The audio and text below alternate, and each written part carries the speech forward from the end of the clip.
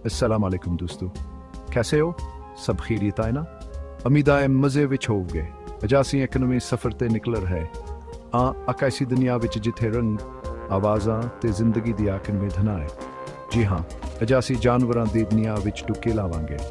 हर पासे नज़र दौड़ाओ, साडा इन्हां दे बगैर इस दुनिया दा तसव्वुर भी नहीं हो सकता। शेर दी धाड़ तो लेके बली दी म्यावन तेकर हर आवाज़ आखा हनी सुआन दिया है। ते आज इसी ਇਹਨਾਂ ਕਹਾਣੀਆਂ ਨੂੰ ਸੁਣ ਸਮਝਣ ਤੇ ਮਹਿਸੂਸ ਕਰਨ ਦੀ ਕੋਸ਼ਿਸ਼ ਕਰਾਂਗੇ। ਸੋ ਤਿਆਰ ਹੋ ਨਾ ਤੁਸੀਂ ਆਖਣ ਸਫ਼ਰ ਲਈ? ਚਲੋ ਸ਼ੁਰੂ ਕਰਦੇ ਹਾਂ ਜਾਨਵਰਾਂ ਦੇ ਨਾਵਾਂ, ਇਹਨਾਂ ਦੀਆਂ ਆਵਾਜ਼ਾਂ ਤੇ ਇਹਨਾਂ ਦੇ ਬਾਰੇ ਵਿੱਚ ਦਿਲਚਸਪ ਮਾਲੂਮਾਤ ਦੇ ਨਾਲ।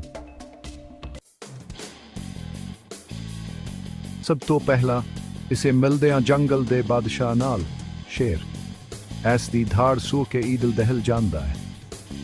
ਸ਼ੇਰ ਇੱਕ ਤਾਕਤਵਰ ਜਾਨਵਰ ਹੈ ਜਿਸ ਦਾ ਭਾਰੀ ਜਿਸਮ ਤੇ ਕਾਲੀ ਯਾਲ ਇਸ ਨੂੰ ਮੁਨਫਰਦ ਬਣਾਉਂਦੀ ਹੈ। ਸ਼ੇਰ ਸ਼ਿਕਾਰ ਕਰਨ ਵਿੱਚ ਮਾਹਿਰ ਹੁੰਦਾ ਹੈ ਤੇ ਆਪਣੇ ਸ਼ਿਕਾਰ ਨੂੰ ਦੂਰੋਂ ਹੀ ਸੂੰਘ ਸਕਦਾ ਹੈ। ਇਹ ਇੱਕ ਸਮਾਜੀ ਜਾਨਵਰ ਹੈ ਤੇ ਅਕਸਰ ਗਿਰੋਹਾਂ ਵਿੱਚ ਰਹਿੰਦਾ ਹੈ। ਉਹ ਇਸੇ ਚਲਦੇ ਆ ਇੱਕ ਐਸੇ ਪਿਆਰੇ ਜਾਨਵਰ ਦੇ ਪਾਸੇ ਜਿਹੜਾ ਆਪਣੀ ਯਾਦਾਸ਼ਤ ਲਈ ਮਸ਼ਹੂਰ ਹੈ। ਜੀ ਹਾਂ, ਹਾਥੀ। ਇਸ ਦੀ ਲੰਬੀ ਸੂੰਡ, ਵੱਡੇ ਵੱਡੇ ਕੰਨ ਤੇ ਵਜ਼ਨੀ ਜਿਸਮ ਨੂੰ ਕੌਣ ਨਹੀਂ ਪਛਾਣਦਾ। ਹਾਥੀ ਬਹੁਤ ਜ਼ਹੀਨ ਜਾਨਵਰ ਹੁੰਦੇ ਨੇ ਤੇ ਆਪਣੇ ਜਜ਼ਬਾਤ ਦਾ ਇਜ਼ਹਾਰ ਵੀ ਕਰਦੇ ਨੇ।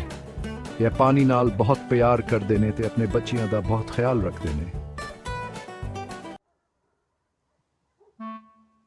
ਚੈਪਟਰ 3 ਸ਼ਰਾਰਤੋਂ ਦਾ ਮਰਕਜ਼। ਬੰਦਰ ਤੀਸਰੇ ਨੰਬਰ ਤੇ ਨੇ ਸਾਡੇ ਸ਼ਰਾਰਤੀ ਦੋਸਤ ਬੰਦਰ। ਇਹਨਾਂ ਦੀ ਚੀਖ ਤੇ ਅਚਲਕੋਦ ਸਾਨੂੰ ਹਮੇਸ਼ਾ ਹਸਾ ਦੇਂਦੀ ਹੈ।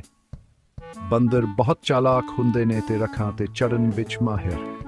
ਆਇਆ ਫਲ ਤੇ ਬੀਜ ਖਾਣਾ ਪਸੰਦ ਕਰਦੇ ਨੇ ਤੇ ਅਕਸਰ ਇਨਸਾਨਾਂ ਦੇ ਨੇੜੇ ਵੀ ਵੇਖੇ ਜਾ ਸਕਦੇ ਨੇ।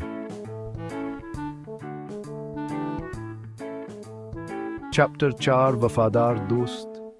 ਕਿਤੇ ਨੂੰ ਇਨਸਾਨ ਦਾ ਸਭ ਤੋਂ ਵਫਾਦਾਰ ਦੋਸਤ ਕਿਹਾ ਜਾਂਦਾ। ਇਸ ਦੀ ਭੂਖ ਸਾਨੂੰ ਖਤਰੇ ਤੋਂ ਆਗਾਹ ਕਰਦੀ ਹੈ ਤੇ ਇਸ ਦੀ ਮੁਹੱਬਤ ਸਾਨੂੰ ਹਮੇਸ਼ਾ ਮਹਿਫੂਜ਼ ਰੱਖਦੀ ਹੈ। ਕਿਤੇ ਮੁਖਤਲਿਫ ਨਸਲਾਂ ਵਿੱਚ ਪਾਏ ਜਾਂਦੇ ਨੇ ਤੇ ਇਨਸਾਨ ਦੇ ਨਾਲ ਰਹਿੰਦੇ ਹੋਏ ਇਸ ਦੀ ਹਰ ਤਰ੍ਹਾਂ ਨਾਲ ਮਦਦ ਕਰਦੇ ਨੇ। ਚੈਪਟਰ 5 ਨਾਜ਼ੁਕ ਅੰਦਾਜ਼। ਬਲੀ। ਆਖਰ ਵਿੱਚ ਇਸੇ ਗੱਲ ਕਰਦੇ ਆ ਇੱਕ ਪਿਆਰੀ ਤੇ ਨਾਜ਼ੁਕ ਜਿਹੀ ਮਖਲੂਕ ਦੀ, ਬਲੀ। ਇਸ ਦੀ ਮਿਆਵੋਂ ਸੁਣ ਕੇ ਦਿਲ ਬਾਗ ਹੋ ਜਾਂਦਾ ਹੈ। ਬਲੀਆਂ ਬਹੁਤ ਸਾਫ਼ ਸੁਥਰੀਆਂ ਹੁੰਦੀਆਂ ਨੇ ਤੇ ਆਪਣਾ ਜ਼ਿਆਦਾਤਰ ਵੇਲਾ ਆਪਣੇ ਆਪ ਨੂੰ ਸਾਫ਼ ਕਰਨ ਵਿੱਚ ਗੁਜ਼ਾਰਦੀਆਂ ਨੇ।